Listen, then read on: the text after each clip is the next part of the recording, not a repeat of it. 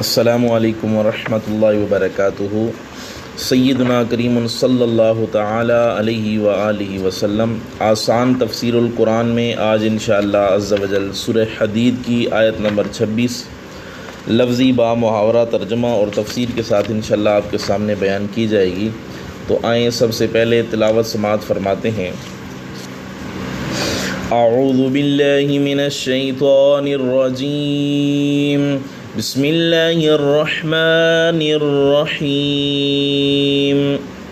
وَلَقَدْ أَرْسَلْنَا نُوحًا وَإِبْرَاهِيمَ وَجَعَلْنَا فِي ذُرِّيَّتِهِمَا النُّبُوَّةَ وَالْكِتَابَ فَمِنْهُم مُّهْتَدٍ وَكَثِيرٌ مِّنْهُمْ فَاسِقُونَ۔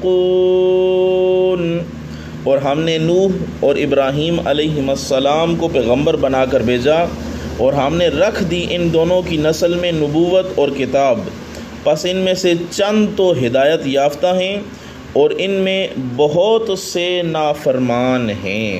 وَلَقَدْ أَرْسَلْنَا، اور ہم نے پیغمبر بنا کر بھیجا، نوح علیہ السلام کو، وَإِبْرَاهِيمَ اور ابراہیم علیہ السلام کو، وَجَعَلْنَا اور ہم نے رکھ دی، فِي ذُرِّيَّتِهِمَا ان دونوں کی نسل میں، النبوۃ نبوت، والکتابہ اور کتاب، فمنہم مہتد پس ان میں سے چند ہدایت یافتہ ہیں، وکثیر اور بہت زیادہ، منہم ان میں سے، فاسقون نافرمان ہیں۔ تو سورہ حدید کی اس آیت کا ترجمہ آپ نے جو ہے وہ سماعت فرمایا۔ اب جو ہے اسی کا ترجمہ کنز العرفان سے، اور بے شک ہم نے نوح اور ابراہیم علیہ السلام کو بھیجا اور ان کی اولاد میں نبوت اور کتاب رکھی، تو ان میں کوئی ہدایت یافتہ ہیں اور ان میں بہت زیادہ فاسق ہیں۔ اب اس کی تفسیر کی طرف چلتے ہیں۔ تو اس آیت کی تفسیر یا اس آیت کا معنی یہ ہے کہ اللہ تعالیٰ نے حضرت نوح علیہ السلام اور حضرت سیدنا ابراہیم علیہ نبینا علیہ السلام کو منصب رسالت سے مشرف فرمایا اور نبوت و کتاب ان دونوں کی اولاد میں رکھی۔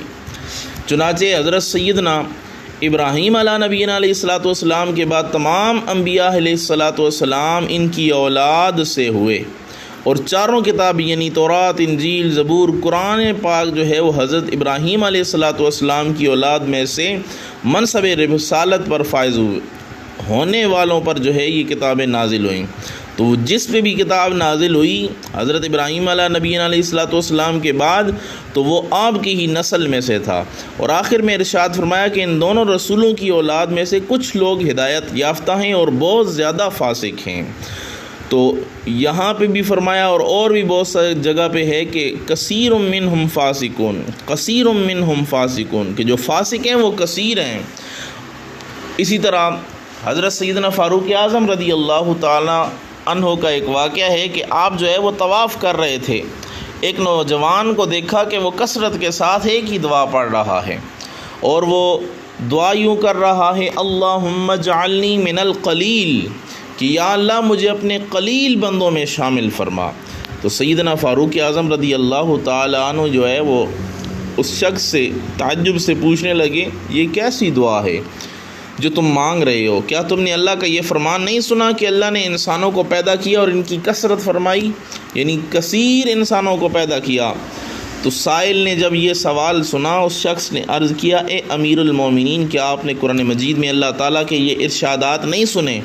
پھر آپ نے سورہ سبا پڑھی اور فرمایا، وَقَلِيلٌ مِّنْ عِبَادِيَ الشُّكُورُ، اور میرے بندوں میں شکر گزار بہت تھوڑے ہیں۔ اور ایک جگہ فرمایا، إِلَّا الَّذِينَ آمَنُوا وَعَمِلُوا الصَّالِحَاتِ وَقَلِيلٌ مَّا هُمْ، سوائے ان لوگوں کے جو ایمان لائے اور انہوں نے نیک عمل کیے، اور ایسے لوگ بہت تھوڑے ہیں۔ اور ایک جگہ سورہ ہود پڑھی، فرمایا، وَمَا آمَنَ مَعَهُ إِلَّا قَلِيلٌ، اور ان کے نوح علیہ السلام کے ساتھ ایمان نہیں لائے مگر بہت تھوڑے۔ تو یہ جواب سن کر سیدنا فاروق اعظم رضی اللہ تعالیٰ عنہ رو پڑے اور خود سے مخاطب ہو کر فرمایا، اے عمر، سب لوگ تجھ سے زیادہ سمجھدار اور علم والے ہیں۔ پھر آپ بھی یہی دعا جو ہے وہ مانگنا انہوں نے شروع کر دی، اور آپ بھی یہ دعا مانگا کرتے تھے۔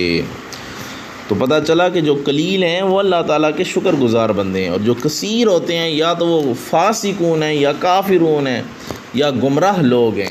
تو اللہ سے دعا ہے اللہ تعالیٰ ہمیں بھی ان قلیل ان چند تھوڑے لوگوں میں شامل فرمائے جو اللہ تعالیٰ کی شکر گزار ہیں، جو اللہ تعالیٰ کی عبادت گزار ہیں، جو اللہ تعالیٰ سے راضی رہنے والے ہیں، جن سے اللہ راضی ہے۔ آمین برحمتک یا ارحم الراحمین۔